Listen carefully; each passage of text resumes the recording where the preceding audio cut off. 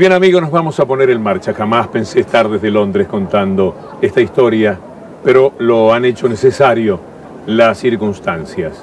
Verán además poco a poco cómo se irá conociendo lo que ha ocurrido con el mayor Grosso, que es aquel militar que cuenta la historia. Porque primero lo usaron para sonsacarle que yo era patadura, lo cual me ofende. O que yo iba muchas más veces de las que verdaderamente estuve allí, lo cual, por cierto, no es verdad. Y que ha contado de maneras muy diversas cómo me conoció, lo cual marca claramente que se ha olvidado de todo o que está mintiendo demasiado. Pero después que lo usaron, lo presentan en las revistas, en las notas, como parte de lo más feo de la dictadura, como un asesino. Y es un hombre que no tiene ni siquiera una citación por parte de la justicia. Un hombre que como militar está limpio, pero se prestó al juego y para que resulte más importante lo que dice, lo presentan como lo peor.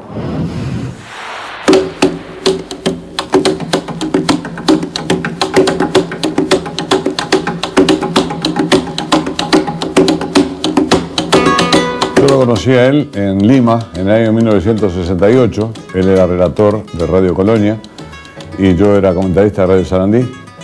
Y ahí Julio César Calvo me lo presentó, me dijo, mirá, tengo un paisano tuyo, relator, desde Cardona. Y bueno, nos conocimos. Yo me quedé escucharlo un ratito porque me habían entrevistado en la transmisión previa y me gustó mucho cómo relataba. El pase viene para Victorino, la marca, error el espelvo, la dejó para Morales, entró el puntero, está, encaró el arquero, la toca al medio, Venancio, ¡gol! Víctor Hugo es un tipo muy especial desde el punto de vista relato. Para mí no existe otro como él y no creo que vaya a aparecer otra persona, digo, de momento, con la capacidad que tiene para expresarse, con la capacidad que tiene de relato y con la visión que tiene de lo que es toda la transmisión de fútbol. Era Gardel con los guitarristas, era un fuera serie. Julio César Morales con la última jugada ofensiva para Uruguay. La pide Krasowski, viene el centro para él, la peinó, Victorino,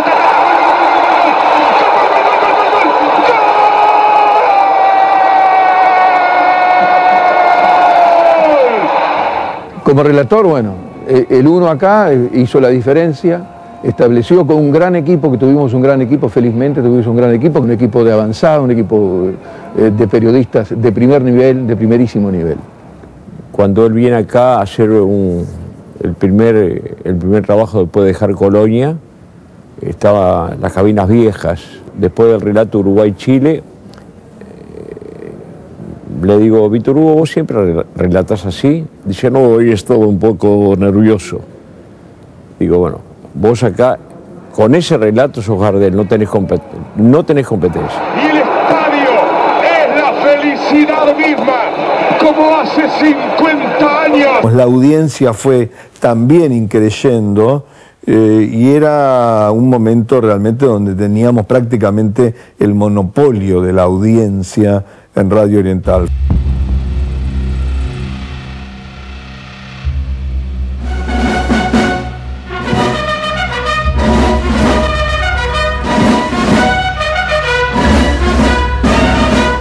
Una de las cosas que importa mucho para contextualizar algunas valoraciones es que la dictadura en Uruguay fue una dictadura que no dejó nada por meterse, a tal punto que, por ejemplo, al presidente Vázquez, doctor, hombre siempre de un nivel decisivo a nivel universitario, se lo acusa de haber tenido vínculos con la dictadura. Para no tenerlos te tenías que ir del país.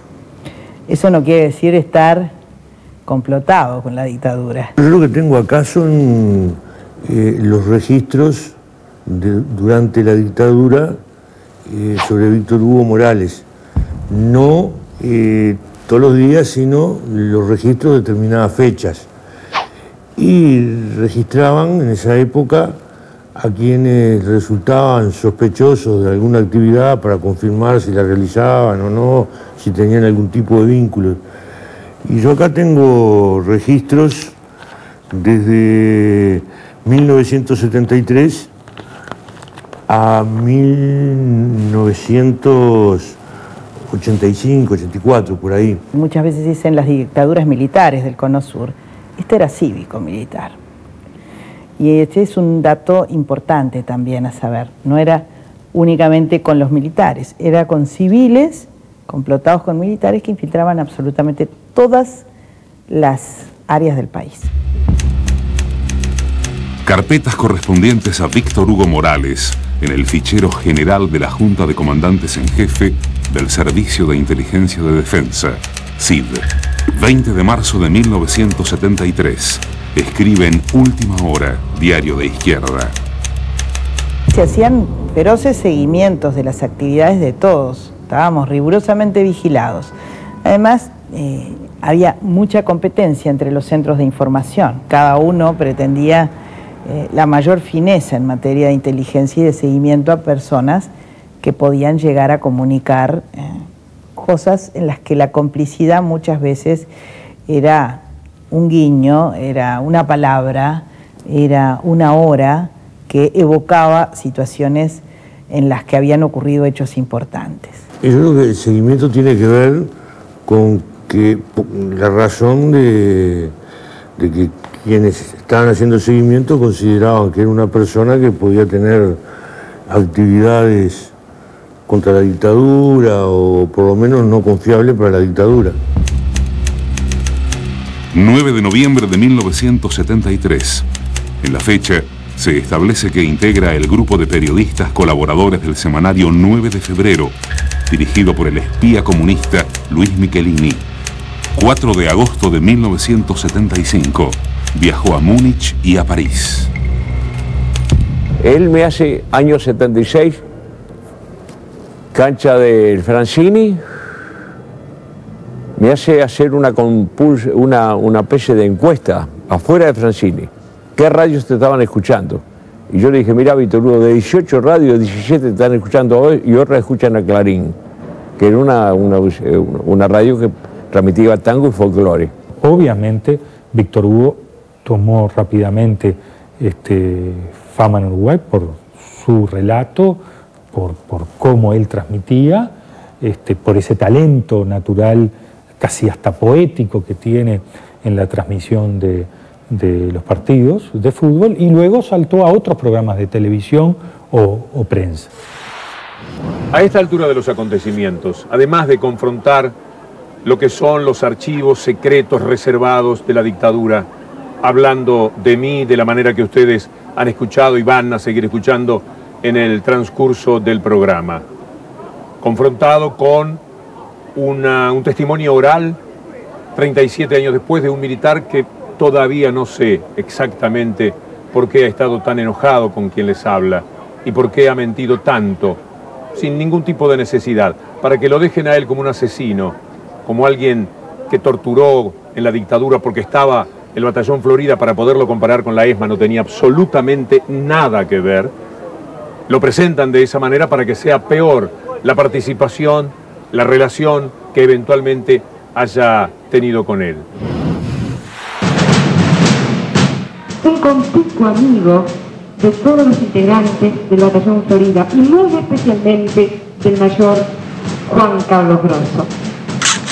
Víctor Hugo Morales, que le va a dirigir unas palabras. Este documento fue registrado el 4 de septiembre de 1977 en el batallón Florida del Ejército Uruguayo. Víctor Hugo armó un equipo con los integrantes de la transmisión, ¿no verdad? Y nos llamaban de todo el país. Era tal la popularidad de Víctor Hugo que la gente quería ir a verlo, de todos los rincones. Nosotros jugamos más de 100 partidos con Víctor Hugo en todo el país. Jamás vimos absolutamente nada. Era un grupo de amigos que nos juntábamos por el fútbol. Y manteníamos el amor al fútbol, era nada más. Y Víctor Hugo, que era una figura en ese instante. Todo lo que tienen son esos 2 partidos de fútbol, 2 sábados en 11 años en los que se jugó a la pelota, 11 años de dictadura. Les voy a leer una de las ocasiones en las que yo mismo dije lo que ahora toman como una novedad, justamente de Grosso. 23 de abril de 2006, diario El País de Montevideo. Vengo contando mis desventuras en el Uruguay al final. Conocía a algunos militares, un mayor Grosso, casualmente por partidos de fútbol que habíamos jugado, pero no tenía cómo saber a través de ellos hasta qué punto estaba observado, y no creía que tuvieran demasiada influencia. Yo visitaba en Holanda a un amigo entrañable que había sido Tupamaro, el gorrión Pérez Uría, y pensaba que eso podía saberse. Cuando fui preso, me hicieron volver de Europa, y justo estaba en lo de Pérez Uría, cuando me avisaron de la radio que la situación era insostenible, y me vine. Y de Carrasco me llevaron directo a la cárcel central. ¿Y dónde está la novedad? Más de 6 años tiene esa nota. Lo debo haber dicho en no menos de 10 notas. A mí me parece que es absurdo, ¿no? Con un hombre que ha hecho cosas tan importantes, detenernos en eso, que en definitiva, sí, podía haber sido amigo de un militar, ¿por qué no? Nadie tiene que saber qué hizo esa persona en su vida. Así que no está en discusión eso. No hay ninguna razón para pensar en ningún tipo de comisión, de cercanía, lo que sí, hay muchos elementos para avalar su lucha. Deducir que de esas invitaciones, o que esas invitaciones fueran fruto de una convivencia de Víctor Hugo con los militares, me parece muy ruin. Y el daño no lo hacen, en definitiva, porque hay mucha confianza como para que alguien compre un verso de esa naturaleza y un daño de esa naturaleza. Yo dije lo que quise decir, lo que quisimos decir las madres, porque no podía quedarme callada. Pero hasta me parece injusto que tengamos que salir a decir, como defenderlo. Se defiende por sí solo, por lo que es, por lo que significó, por lo que llegó a darnos a todos, ¿no? Y la actitud que Víctor Hugo tuvo en la dictadura, sin que nosotros nos pongamos en héroes, fue una actitud de valentía, de firmeza, de poder ayudar. Hubo comentarios de Víctor Hugo al aire que implicaba mandar saludos al penal de Libertad, que era el penal de Libertad, era donde estaban los presos políticos hombres. Por ahí pasaron miles de uruguayos, en los cuales cuando un jugador de fútbol mandó un saludo a su hermano en el penal de Libertad, Víctor Hugo, en vez de cerrar la comunicación o apagar el micrófono, se sumó al saludo, y eso era también un elemento de libertad. Víctor Hugo, auriculares puesto, Filippini, autor del gol.